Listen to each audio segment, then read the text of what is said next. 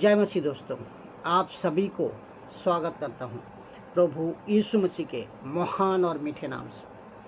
आज का जो टॉपिक है, इस विषय को भी दोस्तों समझे कि मैं समझता हूं आप सभी ने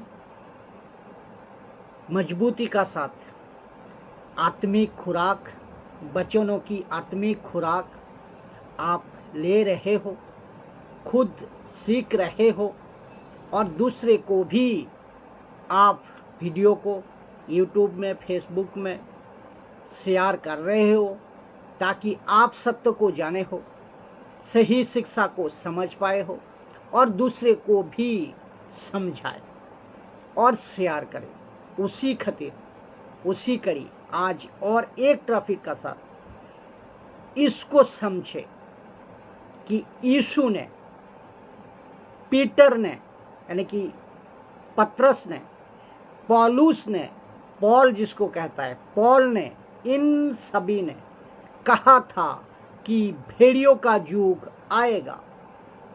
और अभी पहला यूहन्ना 2:18 के मुताबिक अभी एंटीक्राइस्ट जगत में है और वो एंटीक्राइस्ट जिसको कहते हैं द एंटीक्राइस्ट, जिसको फाइनल वाला आएगा, जो फाइनल वाला आएगा द एंटीक्राइस्ट। लेकिन यूहन्ना कहता है वो जब आएगा तब आएगा।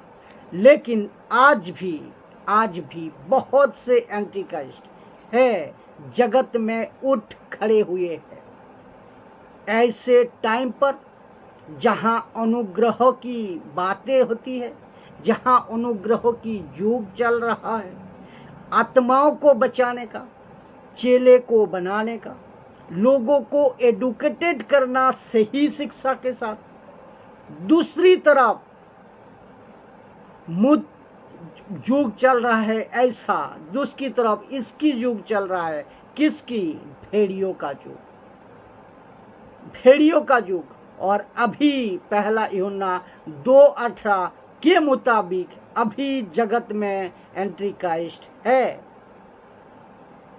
जो एक प्रचारक होता है ना, मैं बताऊंगा, देखिए, सुनिए ध्यान से। परमेश्वर को विश्वासियों की कमी आज नहीं है, ईसाइयों की कमी आज नहीं है आज, लेकिन परमेश्वर को सच्चे दास की, सच्चे शिष्यों की कमी है आज, जिसको कहते हैं true disciple of Jesus Christ. उसकी कमी है आज। सच्चे मसीह, सच्चे शिष्यों की कमी है आज। उसकी एक झलक, एक उदाहरण के तौर पे मैं आपके सामने रखूंगा तो आप समझ जाओगे। हाल ही में जब अभी युद्ध की बात चल रही थी, आप सुन रहे थे, सुना है, खास करके इस्राएलियों का और लेबनान का आप सब न्यूज में सुन रहे हैं, देख भी रहे हैं। भयंकर युद्ध चल रहा है, ठीक है ना। तब पता चला कि लेबनान एक वक्त में मेजॉरिटी में विश्वासी था, क्राइस्ट फॉलोवर था। वो चाहे जूइश हो या मेसानिक जूइश हो या फिर क्राइस्ट फॉलोवर हो, इन सभी को मैं कह रहा हूं, जो यीशु को मानते हैं, इन सभी को मैं कह रहा हूं कि मैं बात कर रहा हूं बाइबल के हिसाब से मेजॉरिटी में क्राइस्ट फॉलोवर थे। लेकिन अब पता चला कि वही जो मेजॉरिटी लेवल में थे, क्राइस्ट फॉलोवर थे, वो माइनर हो गया और मेजॉरिटी में आ गया कौन? मुस्लिम्स। और एक वक्त जबकि टोटल इसराइल, बाकी जितने भी इस्लामिक कंट्री है, उनको सबको पता है कि इनका हिस्ट्री क्या है, इनका बैकग्राउंड क्या है। टोटल इसराइल का बाइबल बैकग्राउंड है, टोटल इसराइल का बाइबल बैकग्राउंड है इनका, इसका, इसराइलियों का। आप अब्राहम से शुरू करके कर लीजिएगा, अब्राहम से शुरू, वहां से लेकर आज की तारीख तक इनकी जो इतिहास है वो जूइश और मेसानिक जूइश दोनों साथ में चला। लेकिन ऐसा क्या हो गया, कुछ कंट्री में, इवन टर्की में भी, जहां पौलुस मिनिस्ट्री कर चुके हैं, टर्की जहां पे हाईएस्ट मेजोरिटी में उस वक्त क्राइस्ट फॉलोअर थे। ऐसा क्या हो गया कि ऐसे लोग जो एक वक्त में मसीह में थे, उनकी जो विश्वास का बुनियाद थी वो ढीले कैसे हो गई पता है आपको? प्रचारक की वजह से। जी, आपने बिल्कुल ठीक सुना, प्रचारक की वजह से। इसीलिए जब वचन का बीज बोया जाता है ना, तो यीशु ने सब कहा है, जीसस ने सब कहा है। जब कोई पीच करता है, उनकी जो बीज है ना, यानी कि वचन की जो बीज है ना, 4 तरह के जमीन पर गिरती है। पहला, एक पथरीली जगह पर। आप अपेक्षा नहीं कर सकते कि पथरीली जगह पर आप कोई फल पाओगे, नहीं अपेक्षा कर सकते, क्योंकि वहां पे जड़ ही नहीं पकड़ेगा। दूसरा, रोड के किनारे पे, सड़क के किनारे पे, वहां पे भी जो बीज पड़ता है, अपेक्षा नहीं कर सकते सड़कों पे किनारे वाले को, उसको कोई ना कोई पैर में दबा देता है।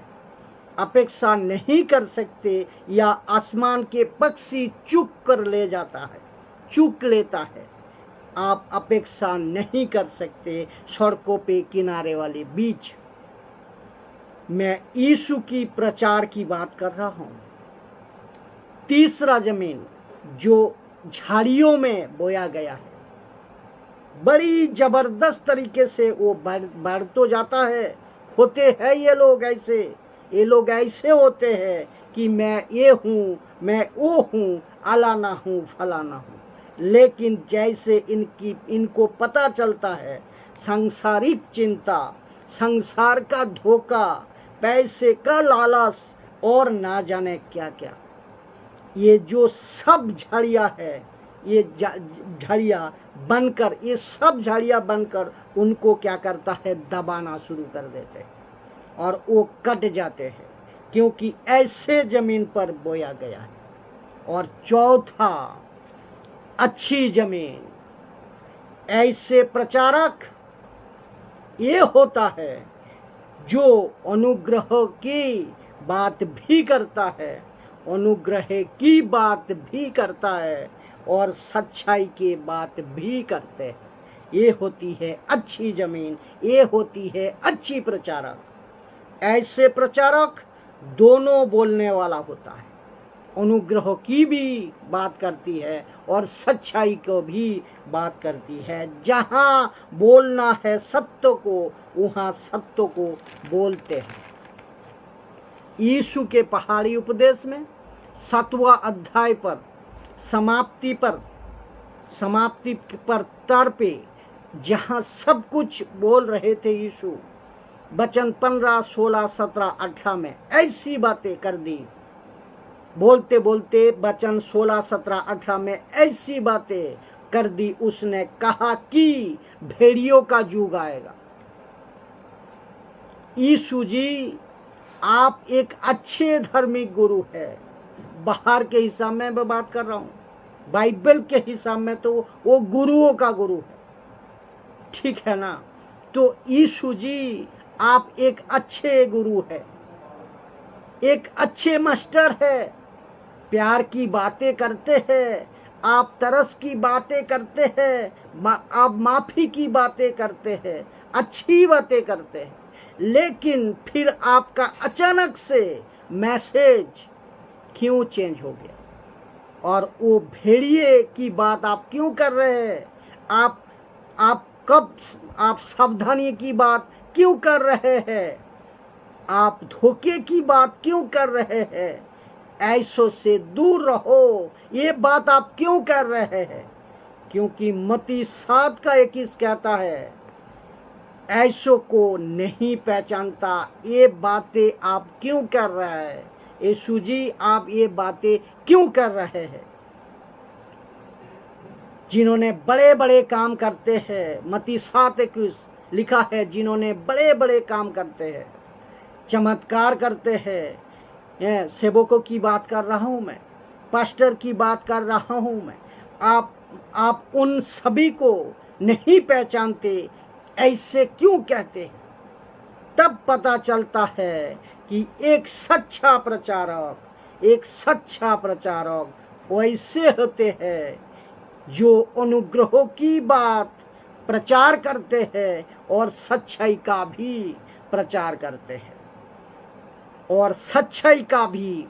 करते हैं, हम ये बातें को रखते हुए हम पूरी की पूरी बाइबल की एक प्रचार को रखते हैं, सच्चाई और अनुग्रह के साथ। तो ऐसी मसीहत, ऐसी कलीसिया, हर एक कलीसिया होनी चाहिए। ऐसी प्रचार मैं आपके सामने रखता हूँ, जहाँ सच्चाई और अनुग्रह दोनों की बात रहती है। ऐसी मसीहत, ऐसी खुराक के साथ, आत्मिक बातें के साथ हम वचनों की सेविकाई करते हैं। हम खुद सीखते हैं, दूसरे को सिखाते हैं। ऐसी खुराक के साथ हम प्रचार को रखते हैं। नूह और मतूशेला का शिक्षा हो, निम्रोद, या जिन्होंने निम्रोद, आप जानते हैं, जिन्होंने पूरी पृथ्वी को आइडल वर्शिप कराना सिखाया था, मूर्ति पूजा, आया कहाँ? उसकी शिक्षा से। उसकी शिक्षा हो, नूह के जो 3 बच्चे हैं, उसके बच्चे के बच्चे जो है, हम, एफेद और सेम, इन तीनों का कंटेंट में जो अफ्रीका, यूरोप, एशिया, जिसको हम बाइबल कहते हैं ना, वो सिखाते था, वो लिखा गया है। यूरोप, अफ्रीका, यूरोप, एशिया, जिसको हम बाइबल कहते हैं, वो है ना, वो लिखा गया था। हम अफ्रीका, इजिप्ट, एफेद, Europe, Rome, Greek, Asia, Israel, Palestine, Iran, Iraq, Syria, Jordan और तुर्की, ये सब का हिस्ट्री आपके बाइबल सिखाते हैं। क्रिस्टोफनी, एक वो यीशु, the visible and bodily manifesting of God the Son before his incarnation. यीशु के शरीर में आने से पहले, इनकारेशन, अस्तित्व में आने से पहले, एज ए क्रिस्टोफनी दिखाते जाओ। ये दिखते हैं खास करके 2 रूप में, जिसका मैं बता रहा हूँ। एक है यहोवा का दूत, दूसरा है प्राचीन पुरुष। बहुत बार लिखा है आपके इसी बाइबल में, इसको सिखाते हैं। आदम से लेकर हनक तक, आदम से लेकर हनक तक, हनोक से लेकर नूह तक, और नूह से लेकर अब्राहम तक, अब्राहम से लेकर इसहाक तक, इसहाक से लेकर जाकब तक, जाकब तक, और जाकब से लेकर जोसेफ तक, जोसेफ से लेकर मूसा तक, मोसेस तक, मूसा से लेकर जोशुआ, और इसके 12 लीडर्स, जोशुआ के 12 लीडर्स, उसके बाद 43 किंग्स, राजाओं एंड 70 प्रॉफिट्स, इन सभी की बात करना, ऐसे सब्जेक्ट पे एडुकेटेड करना, खुद होना कैसे संभव नहीं पता। लेकिन पौलुस का स्टेटमेंट ये है, जब सब सर्वसिद्ध आएगा, जबरदस्त कनेक्शन है कि उसके बाद में ट्रिनिटी, जबरदस्त अध्ययन है, यहूदी विवाहों और रैप्चर का कनेक्शन, यहूदी विवाह का साथ रैप्चर का कनेक्शन, फोर्थ टेम्पल जिसको कहता है मिनिलियंस टेम्पल जिसको कहते हैं पीतल का पुरुष, उसके बाद पीतल का पुरुष ये कौन, कैसा है, टैबरनेकल, निवास स्थान के एक एक चीजों का रिश्ता यीशु से कैसे। फिर उसके बाद पहला नंबर कलेसिया से लेकर, चर्चेस से लेकर रैप्चर्स, दूसरा एंट्रिकाइस्ट, तीसरा मिलिलियंस, चौथा व्हाइट स्टोन, छठवा न्यू हेवन न्यू अर्थ 1000 ईयर्स जो कॉन्सेप्ट है, कलेसिया से लेकर रैप्चर से लेकर एंटिक्राइस्ट, और एंटिक्राइस्ट से लेकर फिर उसके बाद 1000 साल का, 1000 साल का राज्य, फिर उसके बाद में जजमेंट, व्हाइट थ्रोन यानी कि न्याय होगा, फिर उसके बाद में अनंत काल का जीवन। अब जो कंट्रोवर्शियल डॉक्ट्रिन है, विवादित जो सिद्धांत, जैसे कि टंग्स, जिब्रिस, दूसरा ट्रिनिटी, तीसरा ताइत, चौथा जुडियाजम यानी कि यहूदीवाद, पांचवा होली स्पिरिट, और छठवा वन नेम बैप्टिज्म जो कि मैं नहीं मानता। एक नाम का बपतिस्मा को बाइबल सपोर्ट नहीं करती। सातवां head covering, women's bring pastors, human gods, तो लॉर्ड सपोर्ट। तो ये सब चीजों को हमको सीखना है, सिखाना है। भाई साहब ये कहते हैं भाई साहब बपतिस्मा नहीं हुआ, किसी वजह से मैं नहीं ले पाया, लेकिन चाहता हूं कि, लेकिन मेरा बपतिस्मा नहीं हुआ, मुझे प्रभु भोज से रोकते हैं, कहते हैं ये लोग। ये क्या सही है? बिल्कुल गलत है। उद्धार हो चुका है, परमेश्वर का बेटा बेटी वो बन चुका है, लेकिन आज नहीं तो कल वो बपतिस्मा ले लेगा। लेकिन उसके पहले तुम रोकते क्यों हो? फिर कहते हैं जब तक बपतिस्मा नहीं हुआ तब तक तुम प्रभु भोज नहीं ले सकते हो। कहाँ लिखा है बाइबल में कि पहला बपतिस्मा फिर प्रभु भोज? और जिस बेस पे आप कहते हो कि पहला बपतिस्मा फिर प्रभु भोज, क्योंकि वो कहते हैं कि उसने बपतिस्मा लेकर सिद्ध कर दिया है कि मैं अब से प्रभु का हूं। क्या गारंटी है वो? एग्जैक्टली परमेश्वर हमको देखता है, बाहर से नहीं अंदर से। बपतिस्मा का खिलाफ हम भी नहीं है साहब, बपतिस्मा लेना जरूरी है। इन सब कंट्रोवर्शियल डॉक्ट्रिन को सिखाना है, सीखना है। स्पिरिचुअल कवरिंग जिसको कहते हैं आत्मिक पिता माता होना चाहिए। बकवास है ये। यीशु ने कहा कि पृथ्वी पे, इस पृथ्वी पर, इस प्लेनेट पर, पृथ्वी पे पिता किसी को मत बुलाना, पिता मत बुलाओ किसी को। फिर rapture, pre rapture, post rapture, paid rapture and ये सब सीखना सिखाना। क्या खाना किसी के साथ खा कर नरक जा सकता है?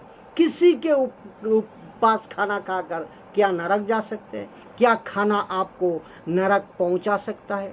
जी हाँ, इस वचन के बेस पे किसी को नरक भेज सकता है। जी हाँ, इस वचन के बेस पे 1 कुरिन्थियों 5:11।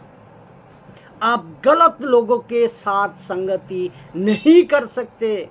जो मसीह बनकर पाप का जीवन जी रहा है, नशा का जीवन जी रहा है, व्यभिचार कर रहा है, सांसारिक धोखा, पैसे का लालच, ब्याज पे पैसा लेना देना, गाली गलौज और अहंकार, इस बाइबल में आप प्रभु का भय को पाओगे। इस बाइबल में ठीक से समझोगे तो प्रभु का भय को पाओगे। तो गलत लोगों का साथ संगति नहीं करना, नहीं कर सकते आप। और इस बाइबल में आप प्रभु का भय को देखोगे, भय को पाओगे। प्रभु का न्याय क्या है आप सीखोगे। प्रभु की पवित्रता का लेवल क्या है आप सीखोगे। और जो इस तरीके से प्रभु को समझेगा वो ही प्रेम करेगा प्रभु से, अन्यथा नहीं। इस तरीके से आपको सीखना है।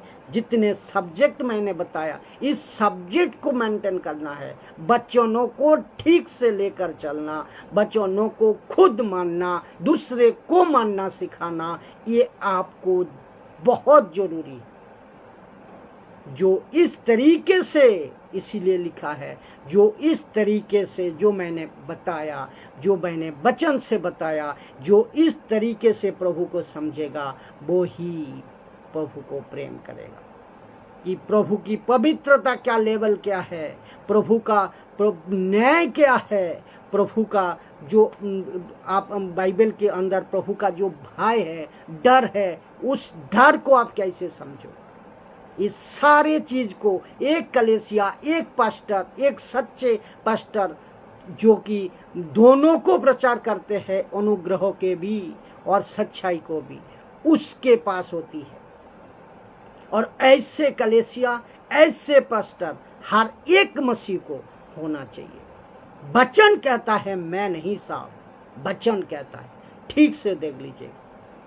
और वो जिस तरीके से और जो इस तरीके से प्रभु को समझेगा वो ही प्रभु से प्रेम करेगा। जय मसीह की दोस्तों, खूब शेयर करें लोगों तक ताकि लोग सत्य को जाने। जय मसीह।